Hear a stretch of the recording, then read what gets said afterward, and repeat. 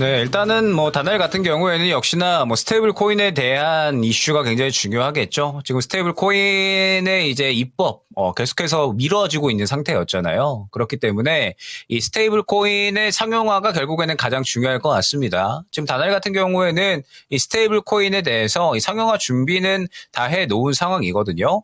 이 스테이블 코인에 대한 뭐 결제, 뭐 그다음에 뭐 정산에 대한 뭐 특허 이러한 부분들이 이제 올해 어느 정도 상용화가 되기 시작을 하면서 이 부분에 대해서도 또 실적이 반영이 될 수 있는 기대감이 이제 남아 있다라고 보면 될 것 같습니다.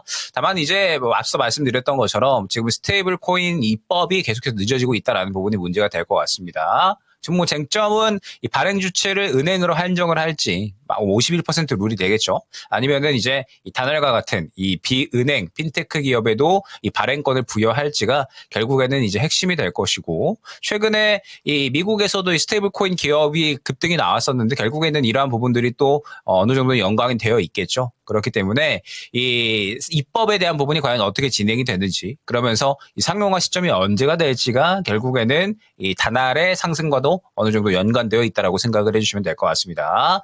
다만 이제 뭐 다날 같은 경우에 뭐 올해 이제 실적 성장도 어느 정도는 예상이 되고 있는 상황이고요. 스테이블 코인 같은 경우에도 뭐 오늘 사실 헥토 파이낸셜 같은 종목들은 약간 이제 움직임이 나왔거든요.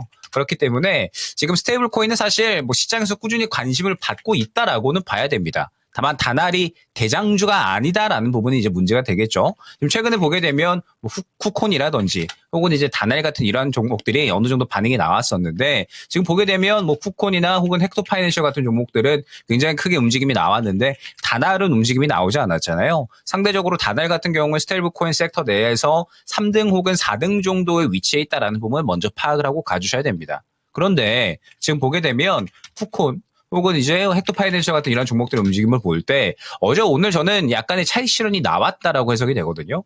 그러면 지금 스테이블 코인 관련된 종목군들은 최근에 이 미국장에서 이 스테이블 코인 관련주들이 굉장히 강력하게 급등이 나오면서 우리 시장도 이제 이 스테이블 코인 입법이 상반기 이내로는 이루어질 것으로 예상이 되니까 반등이 나왔다가 바로 또 이제 시장에서 약간의 관심이 식어버리면서 차익 실현이 나온 움직임으로 저는 해석이 됩니다. 그러면 다날 같은 경우에는 현재 대장주를 보유를 하고 계시지 않은 3등 혹은 4등의 영역에 위치해 있는 종목이기 때문에 헥토 파이낸셜이나 혹은 쿠콘 같이 강력하게 급등이 나오지 않고 따라가는 정도로만 반응이 살짝 나왔다가 또 다시 죽어버리듯 이러한 그림이 나오는 거죠. 그렇기 때문에 앞으로 접근을 할 때에는 꼭 이 대장주 접근하시는 게 중요하다라는 부분을 생각을 해주시면 좋을 것 같고요. 지금 121선 구간을 잘 지켜주는 게 굉장히 중요할 것 같습니다. 어찌됐든 이 스테이블 코인 입법에 대한 부분이 상반기 이내로 이루어질 것이다라고 한다면 시장에서 스테이블 코인 관련된 종목군들은 꾸준하게 반응이 나오기는 할 거거든요. 그럼 다날 같은 경우에도 현재 구간을 잘 지켜주기만 한다면 반등에 대한 그림은 어느 정도는 꾀할 수가 있기 때문에